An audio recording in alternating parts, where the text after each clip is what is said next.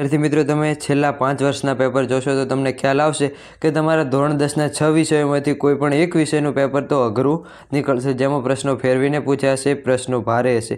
તો વિદ્યાર્થી મિત્રો દર વર્ષે એક પેપર તો હાર્ડ આવે જ છે।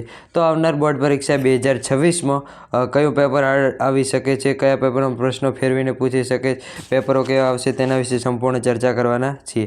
તો વિદ્યાર્થી મિત્રો તમે ચેનલમાં નવા હો તો ચેનલને સબસ્ક્રાઈબ કરો, વિડીયોને લાઇક કરો અને શેર કરો। તો ચાલો તો પહેલું કે આ વર્ષે બોર્ડના પ્રશ્નપત્રોમાં બોર્ડના પેપર કેવા આવશે, કયા વિષયનું પેપર સહેલું હશે અને કયા વિષયનું પેપર અઘરું હશે, હાર્ડ પેપરમાં કેવા પ્રશ્નો પૂછે છે, પ્રશ્નો કેવી રીતે ફેરવીને પૂછે છે અને તો આ બોર્ડની તૈયારી કેવી રીતના કરવી તે વિશે સંપૂર્ણ જોવાના છીએ। તો વિદ્યાર્થી મિત્રો ચેનલને સબસ્ક્રાઈબ કરો।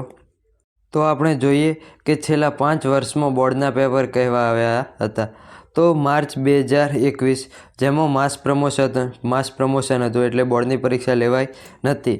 માર્ચ એપ્રિલ 2022 તો 2022માં પેપર કેવા હાર્ડ આવ્યા હતા। માર્ચ 2023 તેમાં મોડરેટ એટલે મધ્યમ પ્રકારના પેપરો આવ્યા હતા, ન સહેલા અને ન ભારે। માર્ચ 2024 ઇઝી, માર્ચ 2024માં સૌથી ઇઝી પેપર આવ્યા હતા અને ફેબ્રુઆરી માર્ચ 2025 તો એમાં મોડરેટ મધ્યમ પ્રકારના પ્રશ્નો આવ્યા હતા। તો આવનાર બોર્ડ પરીક્ષા 2026માં કેવા પેપર આવી શકે, તો વિદ્યાર્થી મિત્રો અહીં આપણે જોતા ખબર પડે કે ગયા વર્ષોમાં હાર્ડ પેપર આવતા હતા, હવે તેની સાપેક્ષે સહેલા પેપર આવવા માંડ્યા છે અને સહેલા પેપર અથવા મોડરેટ પેપર આવશે। તો આ વર્ષે ચાન્સ છે કે પેપર હાર્ડ નહીં પરંતુ મોડરેટ અથવા ઇઝી પેપર હશે। 80% ચાન્સ છે કે આ વખતે પણ ફેબ્રુઆરી માર્ચ 2026માં મોડરેટ પેપર તમને જોવા મળશે। મોડરેટ પ્રશ્નપત્રો એટલે કે નહીં સહેલા હોય નહીં ભારે હોય, મધ્યમ પ્રકારના છે। પણ આ વર્ષે શું હશે કે કેસ સ્ટડી આધારિત પ્રશ્નો હશે। તો કેસ સ્ટડી આધારિત પ્રશ્નો કેવા હોય તે વિશે આપણે આગળ જોઈએ। તો વિદ્યાર્થી મિત્રો વિષય વાઇઝ થોડી નજર કરીએ તો એવરેજ આ છેલ્લા 2 વર્ષ 24 અને 25માં છેલ્લા 2 વર્ષનું સરેરાશ દરેક વિષયનું પરિણામ કેવું આવ્યું હતું। તો ગુજરાતીમાં 92.09% પરિણામ હતું। હિન્દીમાં હતું first language Hindi first language 93.52% અને ઇંગ્લિશમાં હતું 97%। સોશિયલ સાયન્સ સામાજિક વિજ્ઞાન તેમાં હતું 91.84%, સાયન્સ વિજ્ઞાન 88.87% અને પછી સ્ટાન્ડર્ડ મેથ્સ 99.45, ગુજરાતી 94.92 અને સંસ્કૃત બેઝિક ગણિત બધા તમે જોઈ શકો છો। તો અહીં સૌથી ઓછું પરિણામ કયા વિષયોનું આવે છે, તો સૌથી ઓછું પરિણામ છે એ સાયન્સ અને બેઝિક મેથ્સ ગણિતનું આવે છે। સ્ટાન્ડર્ડ મેથ્સમાં તો પરિણામ ખૂબ જ સારું આવે છે પણ સૌથી ઓછું પરિણામ હોય છે વિજ્ઞાન અને બેઝિક મેથ્સ। તો વિદ્યાર્થી મિત્રો આ ગણિત અને વિજ્ઞાન બધાને ઓછું ફાવે છે અને તેમાં પ્રશ્નપત્રો પણ હાર્ડ આવે છે। બીજા ધારો કે વિષય જોઈએ ગુજરાતી, સંસ્કૃત, ઇંગ્લિશ જેવા વિષયોમાં પેપર સહેલા હોય છે અને તેના કારણે રિઝલ્ટ ઊંચું જાય છે, જ્યારે ગણિત વિજ્ઞાનનું રિઝલ્ટ નીચું હોય છે કારણ કે તેના પ્રશ્નો ભારે આવે છે, તેનું પેપર પણ ભારે હોય છે।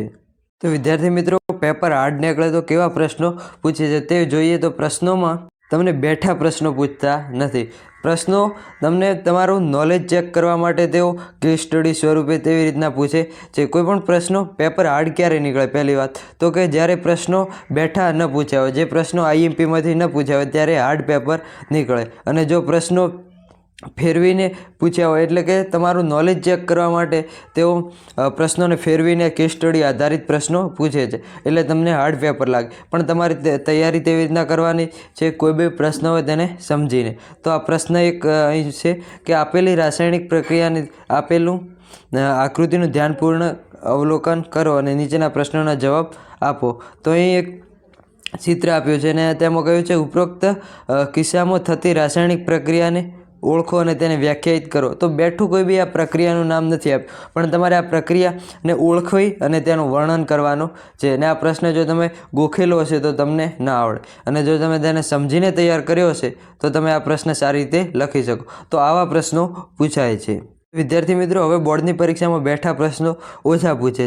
તેની જગ્યાએ આવા કેસ સ્ટડી આધારિત અથવા તેનું નોલેજ ચેક કરી શકાય તેવા પ્રશ્નો પૂછે છે. તો આપણે દરેક પ્રશ્ન હોય તેને ધ્યાનથી વાંચવાનો છે અને તેને ધ્યાનથી સમજીને તેમાં ફેરવીને પ્રશ્ન પૂછે છે. માટે કોઈ બી પ્રશ્ન હોય તો તેને સમજીને ધ્યાનથી તૈયાર કરશો તો તમે હાર્ડ પેપર આવશે તો પણ સારો સ્કોર કરી શકશો. હવે ધારો કે સામાજિક હોય તો સામાજિકમાં રાણીની વાવ વિશે લખો, એવું સ્પષ્ટ ના લખ્યું પણ એવું લખ્યું હશે કે 100ની નોટમાં તમને ચિત્ર જોવા મળે છે, તે ચિત્ર શાનું છે તેના વિશે વર્ણન કરો. તો આમ તમારે કોઈ બી પ્રશ્ન હોય તો તેને ધ્યાનથી સમજીને તૈયાર કરશો તો તમે હાર્ડ પેપર આવશે તો પણ તમે સારો સ્કોર કરી શકશો.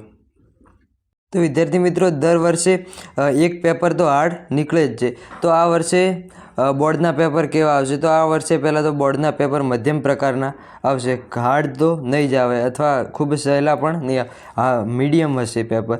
તો કયા વિષયનું પેપર એ હાર્ડ હશે અને કયા વિષયનું પેપર ઇઝી હશે?